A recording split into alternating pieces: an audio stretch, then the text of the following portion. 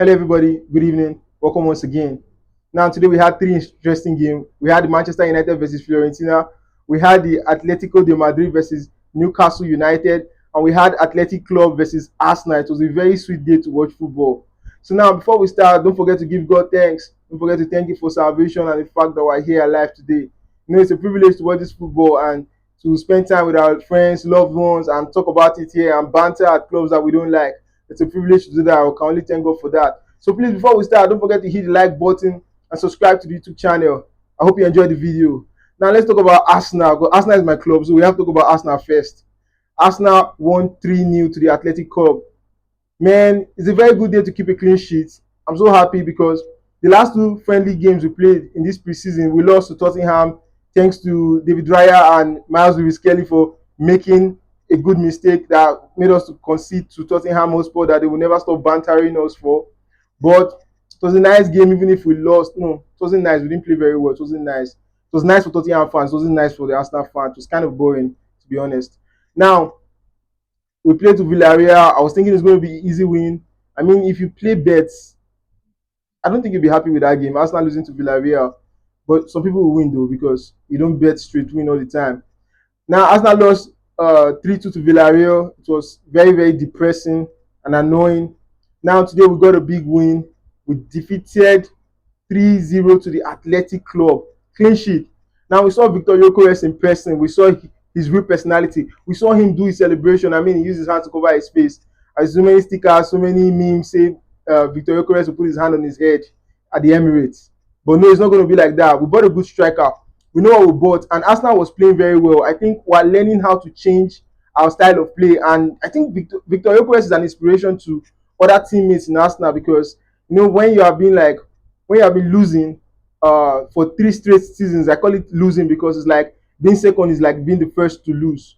You get it? So Arsenal has been coming second for like 3 years back to back to back, and if you have been in that team for 3 years, you may not really be believing anymore. You think that we're just gonna come second again. But I think adding Viktor Gyokeres to that dressing room is an inspiration. So is Zubimendi. We saw Zubimendi, he gave an assist to Viktor Gyokeres. What a beautiful header. I heard Viktor Gyokeres does not score headers. He scored a header today. It was nice. So you can't really say that about because so many people are just mocking Arsenal saying it's going to be the same old thing. But I think not. I think it's going to be different. Very soon we'll get our AZ and you know what we'll do? We'll be winning 5-0. I mean, we'll be scoring goals anyhow like it was basketball. That's what Arsenal is about. So I enjoyed the game. Viktor Gyokeres scoring, Bukayo Saka scoring, and Kai Havertz scoring. Yes, Kai Havertz, he came in, he played only like 12 minutes thereabout, and he scored a goal. So it's very good for someone like Kai Havertz to have competition. He wasn't really doing well as an Arsenal striker. I think he's doing well, but to win the Champions League and the Premier League, you can't have a guy like Kai Havertz as your number one striker. So putting Viktor Gyokeres there will give him competition. I'm happy that Viktor Gyokeres scored today because if he had played all that 70, 60 minutes and he didn't score, and you bring in Kai Havertz and Kai Havertz score, it would have been a problem. There have been so many opinions that may not really be good analysis. It's like lazy analysis. You start hearing stuff like Havertz is better than Gyokeres. Havertz only played 10 minutes and he scored. Gyokeres did not score. But I like it is balanced. Bukayo Saka had a goal and an assist. So now, Havertz will always be earning his 10 minutes, his 15 minutes game time. And if Viktor Gyokeres ever gets injured, I think he will be our starter. We saw Gabriel Jesus, but he didn't come to play. He just came to watch. But I hope he recovers from his injury because he's a player that I like. Having three strikers is bad. We deserve to be spoiled for a team that has not had strikers for a long time. We deserve to have three strikers. So Arsenal won our game. We had assists from Martinelli, Zubimendi, and Bukayo Saka. So very nice. Saka with a goal and an assist, man. He really played well. Nice one. Now let's go to Manchester United. Manchester United drew with Fiorentina 1-1. I think the one goal for Manchester United was even an own goal. So I can argue that Manchester United did not really play well, but I don't think they were bad. I think the game was nice. I enjoyed it. It was really entertaining. There's energy in Manchester United. Hoping that when Sesko joins them, he has been unveiled today, but when he joins in the pitch, and I hope he plays against Arsenal, and I hope he starts, but it's looking very unlikely because that will be his first game for Manchester United. So I hope Manchester United can vibe together and win games. Well, I hope they don't win Arsenal because I'm an Arsenal fan. So Manchester United gave David De Gea his flowers. Being a goalkeeper for Manchester United for like a decade and living in that way, I think he never really got to say goodbye in a proper manner. And I'm happy that Manchester United fans could say goodbye to David De Gea. It was a very good game. I think Manchester United would have won the game if not for the goalkeeper, David De Gea. Would have won the game. So he played very well and it was a very good draw. That's it on Manchester United. But before we go on that, we should talk about Rasmus Højlund. Manchester United is open for a loan and AC Milan is on it. So Manchester United is going to loan him to AC Milan, despite he wants to stay, but there's no space for Højlund. He had a bad run. He had a good spell or some good spells as Manchester United striker. I played 2 years there and he didn't really do well. I think he even did better under Eric Ten Hag because under Ruben Amorim it wasn't working.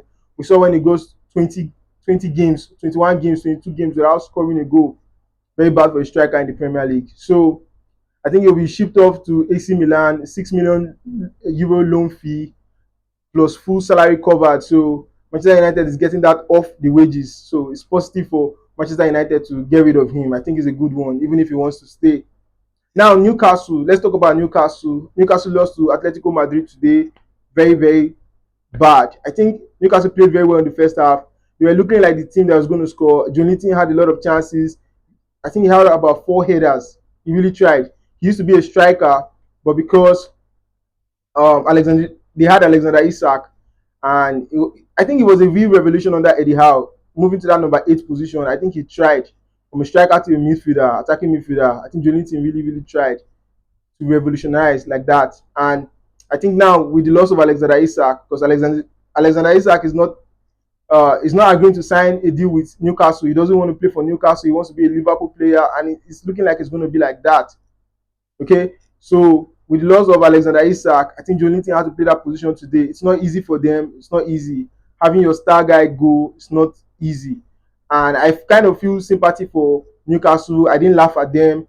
As all these things is going on, I know many fans are laughing at them. Football is all about banter, so it's normal. But I didn't laugh at them. I feel bad because I think they deserve to have good players. I think they deserve to have a good striker. I think what is happening to Newcastle is just unfortunate. No player wants to come to Newcastle. It's really, really sad.